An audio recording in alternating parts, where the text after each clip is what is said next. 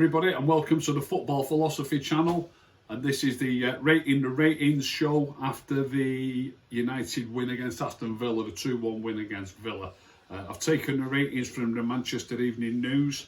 I'll get stuck straight into it. In the Manchester Evening News, David De Gea, they've given him an 8. They've written that he saved well from John McGinn at 0-0, which he did make a decent save and commanded his area well. Made another save in the second half, it says. Just another save, it says. I think he made 2 or 3 decent saves.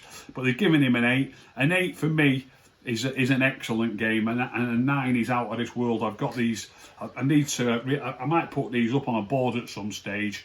But an 8 for me is an excellent game. So I think to say excellent, I think is a little bit over the top. He played well. I think 7's a very good game, and I'll settle for very good. I wouldn't say excellent. It didn't have enough to do for me to be able to say an 8, but did make 2 or 3 good saves. And I'm not knocking him. He couldn't do anything with the goal either. So a 7 for me, and a 7 for me is very good. And I would have thought that's enough. Aaron Wan-Bissaka, Manchester Evening News have said, overcame an iffy start to get his first assist of the season with a spirited surge and a cross for Anthony Martial. Switched off for the goal, but atoned with a far stick clearance.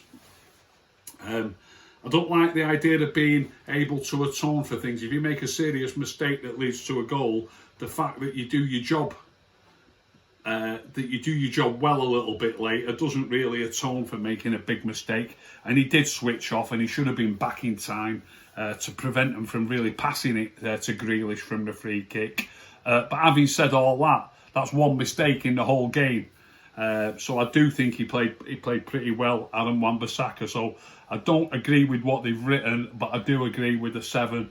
I thought he played well enough, and a 7's fair. Eric Bailey, the Evening News have put, continued his good form as he started a 4th successive United match for the first time since September 2017. A better compliment for Harry Maguire than Victor Lindelof. A massive block late on. Again, they've given him an 8. An 8 is, I could say, excellent. I would say he played very well. I'm not so sure excellent. I remember the one that he ran out of the box himself and he kicked it too far and he had to lunge in and he got booked. He got booked because of his own lack of control. There was a couple of clearances that he booted away where I would expect. You see, there's different strengths for different players. I think Lindelof's a calmer player, and Bailey does a couple of things that maybe Lindelof can't do or wouldn't do. And then Lindelof can, look, they just have different strengths. Lindelof's a calmer, cooler player. So Bailey booted a couple of 3 balls away, perhaps. And he also heads it away sometimes where he could be heading it to a teammate. So I think overall, despite Bailey being more of a physical player, better in the air, a bit quicker, maybe stronger in the tackle, I just think Lindelof's a slightly better footballer. So it's a fine dividing line. It's a fine balance. An 8 again. I think people get carried away. You're getting a player in the team who's not been fit for a while, or you get a new player in the team, and I think people go over the top. I do think Eric Bailey had a perfectly decent game, a good game even, but excellent for me. 8, not really. I would say 7 again for Eric Bailey. In fact, they've given Bailey an 8, and the next one on the list is Maguire. They've given Maguire a 6. I don't see them. It's a massive difference, a 6 to an 8. I don't see that. In fact, I've knocked Bailey down 1, and I think I'm going to put Maguire up 1. And they've written, looks a more impressive centre-half next to the pace of Bailey, and was authoritative again. Caught out for the goal, though. I'm not sure about that, caught out for the goal. And they've given him a 6. I'm upping Harry Maguire to a 7. I think the pair played well. I think they both played very well. Like I say, not necessarily excellent, but pretty well, worth a 7. I'm not into this. There's a big thing going around about Maguire needing a pacey centre back next to him, and about that combination being better than two centre backs, and one of them isn't especially pacey. Like I've just said, you will have different strengths to different players, and you will concede some goals. I mean, okay, we kept a clean sheet against Wolves. We let 2 in at Leicester. We let 1 in. We've let 1 goal a game in, really, over 3 games in the league.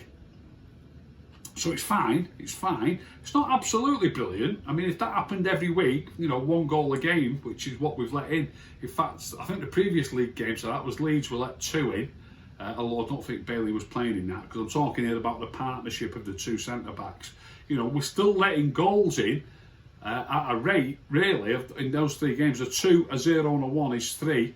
If you did that over a full season, that's 38 against. It's not title winning form, 38 against. You want to be in the low 20s, really. So it's not that fantastic. It really isn't.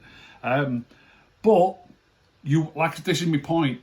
You will concede some goals. You can't stop every goal. So eventually, maybe not next week, maybe not the week after that, we'll probably lose a goal because Bailey gives a rash clearance away that goes to one of their players that maybe Lindelof would have controlled it and passed it. Or maybe Bailey goes into a rash challenge like he did outside the box. And they didn't actually get a free kick yesterday because the whistle had already gone. He even went into the challenge when a whistle had already gone. The game should have been stopped already. He actually made the foul while the play was dead and got a yellow card. So my point about the centre-backs being quick, it's handy if all your players are quick. It helps. Pace is a bonus. An extra bit of pace is a bonus. But if you've got a centre-back, your centre-backs they cover an area of the pitch each. So when the opposition have got the ball, they try and keep the gap between each other to about, depending on how far away they are from the goal. As the opposition come closer to your goal, your centre-backs get a little bit closer together. When it's further away from your goal, they let that gap get a little bit bigger. So it's generally between sort of 10 and 15 or 18 yards, the gap between the 2 centre-backs. Now, if you've got a 12 or 14 yard gap, say, when you're in your own half or halfway into your own half, if the ball gets played down this channel, if you're Harry Maguire, it gets played down this channel, say you're playing against Jamie Vardy, what benefit is there in this player being particularly quick? He's not going to come all the way across here and get this ball before you. He's not even going to beat you to it, let alone the opponent who's quick. Obviously there'll be situations in games where you are in a similar area of the pitch. It can happen. But I would think more often than not, if you come up against a pacey player, the fact that your teammate who's playing in a similar area to the pitch of you happens to be particularly quick, I don't think it's going to get you out of trouble that often. I really don't. I think there's a lot. The Evening News are saying it. There's a lot of people saying it. I think it's a bit of a myth. Anyway, back to the ratings. Harry Maguire, they've given him a 6. I think it's harsh. 7. He played equally as well as Eric Bailey. Eric Bailey's flavour of the month, obviously, getting stuck in, been injured for a long while, and I think that's the only reason that people think he played better than Harry Maguire did. Luke Shaw, not utilised as much as he should have been in the first half, but more natural in his surges from full-back.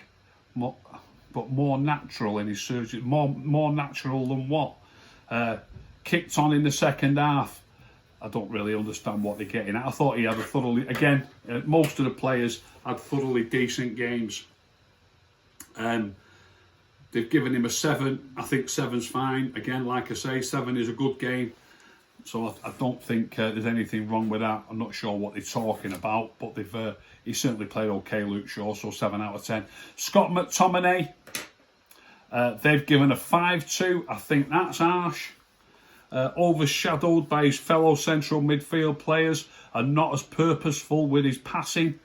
Got worse in the second half and predictedly substituted. I predicted that he was going to get substituted myself. They've given him a 5. I'm giving him a 6. I don't think he's as bad as people were saying. And it got worse in the second half. I've studied that 20 minutes in the second half because I do appreciate that when a substitution gets made, the manager is often remembering what's been going, sometimes as recently as the last 5 minutes, regularly the last 10 minutes, and managers get frustrated. You make 2 mistakes in 10 minutes and they think, whoa, we've got to get this player off the field. So he got substituted on about 65 minutes, 20 minutes into the second half. So I've studied that 20 minutes of that half, and he wasn't playing badly in that second half whatsoever. He gave a ridiculously poor pass away. where he was trying to find Pogba on the right, and it went out for a throw-in. But all of his teammates in midfield also gave at least one really poor pass away during that period. And then obviously he's got the extra bonus, McTominay, of being 6'4". He won an header in his own 6-yard box from a corner. And then he had to go and get the second ball, and he managed to poke it out to Fred. And he just did his job as a central midfield player. And although he did misplace one pass, he wasn't the only player who misplaced. I know he misplaced more than one pass. I'm talking about the second half here. They've said he got worse in the second half. I think he was perfectly fine in the second half. I really do. And I think 5 is harsh. So I've upped him to a 6. Fred, another fine display in midfield combination, only used once before this season. I think they mean as a threesome, because obviously Scott and Fred play together all the time. So I think they're talking about along with Paul Pogba, excuse me. So I think they mean the threesome. They've given him an 8. I really don't get that. I mean, 8 for me is you know, like I say, it's a fantastic display, excellent display at 8. I think he was perfectly fine. He give the as he does, he give the ball away 4 or 5 times, works his socks off. Didn't give the ball away more than others, but I don't understand why he should get an 8 when others haven't. So I'll put 7 for Fred. He played a good game, perfectly fine, but I wouldn't say excellent. We need a little bit more calmness and coolness on the ball than what Fred brings to the team for me. And that, even though that's a generalisation, and I always say I don't like generalisations, I get that, but I didn't see Fred was much different to what he normally plays. A little bit erratic on the ball at times. So 7 for me for Fred. Played perfectly fine, but I wouldn't say excellent. Paul Pogba, they've given an 8 to, same as. I think he played perfectly fine, a good game. Not excellent, no. Too many flamboyant passes. Interestingly, lots of people have a go at me when I say we've got a couple of players, and it's generally Bruno and Paul Pogba who play too many killer balls, too many flamboyant passes. We need to get the ball on the floor. I'm going to say 2 things that happened here. One with the commentator and one with the manager. Gary Neville in the first half was remarking about how well Aston Villa were playing. And there was periods where we couldn't get the ball off them. And in one of those periods where we couldn't get the ball off them, he was eulogising about how well they were playing. And I thought to myself, why are you eulogising about how well Aston Villa are playing? But you don't seem to realise that what they're doing is what we should be doing more often, and basically passing the ball simply to each other. Because I also hear Gary eulogising about where would United be without Bruno, for example. And yet Bruno doesn't play. He's one of the players who knocks too many difficult passes and too many flamboyant passes, gives the ball away more. And stick with this, because you think I'm having a go at Bruno. Wait till you hear what Ollie said, if you've not heard it already. So Gary, on the one hand, he's saying how important a certain player is who doesn't play like the way Villa are playing, and the next minute he's saying how great Villa are playing, and we can't get the ball off them. That's how I want us to play. So that was what Gary said.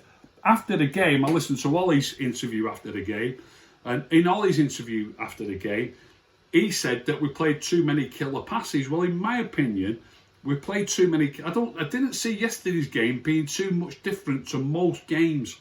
And we do play too many killer passes. So for once, Ollie has said that. I've also heard him say in the past that we want our players trying these difficult passes. So for once, he's actually said opposite to that. And I think hopefully he's going to start working on getting us keeping the ball better. I want us to start beating teams more comfortably.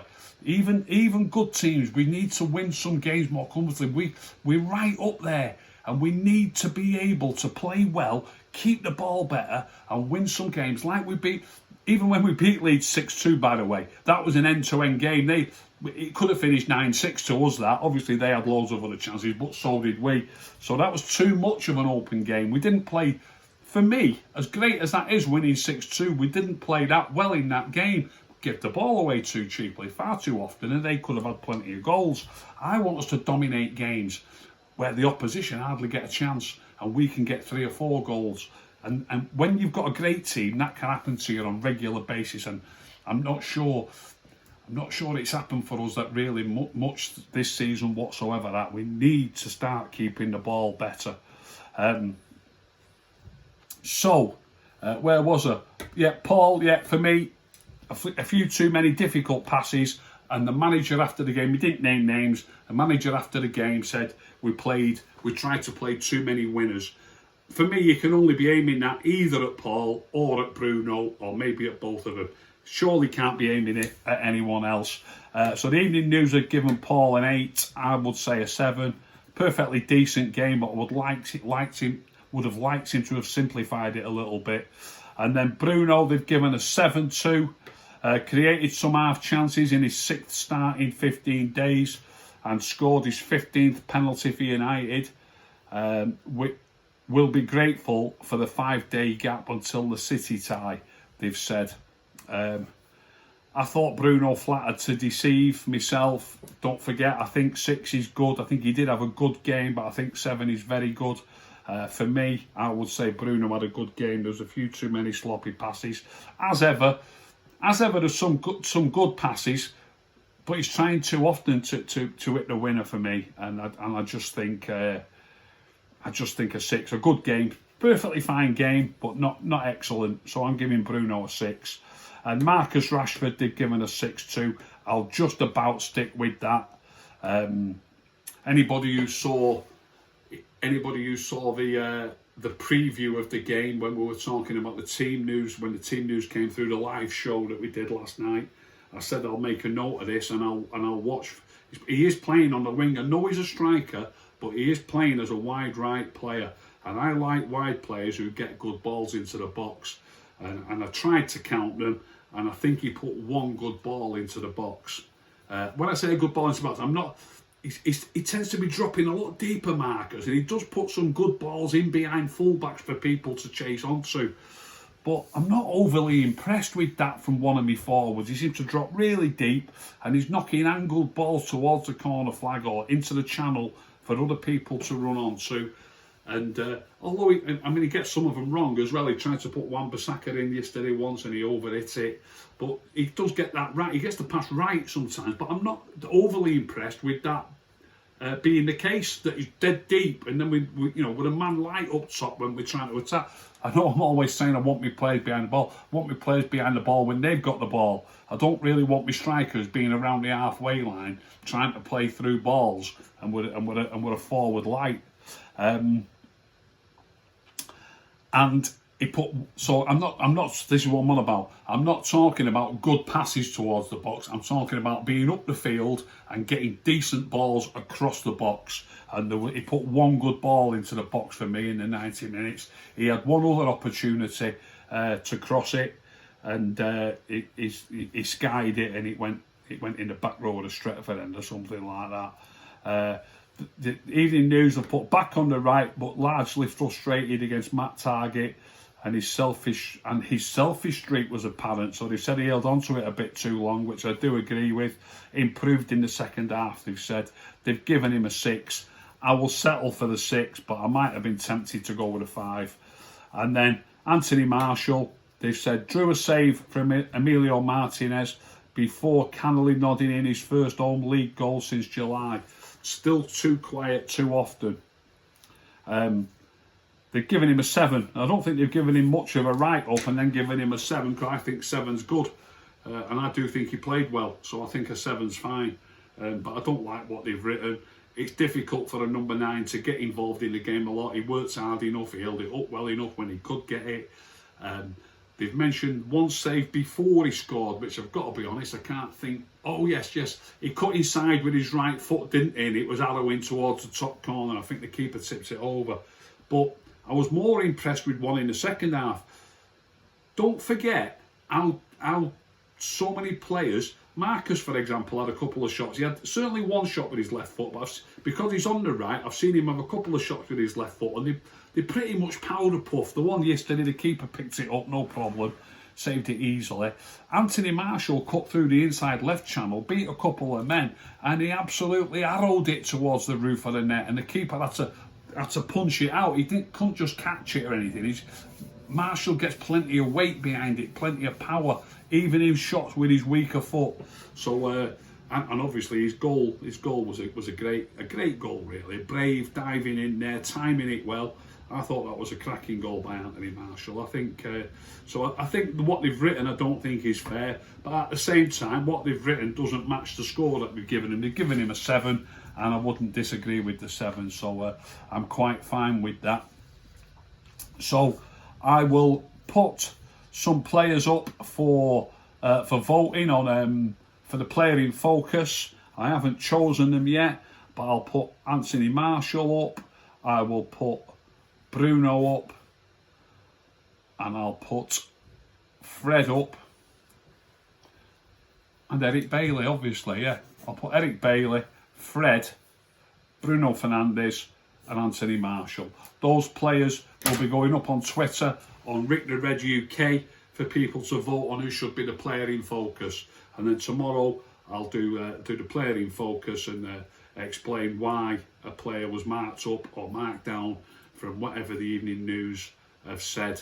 I hope you've enjoyed that show. I'll be back tomorrow with the player in focus. If you did enjoy it, please subscribe. Please tell all your friends. If you didn't enjoy it, don't say anything. Keep stum.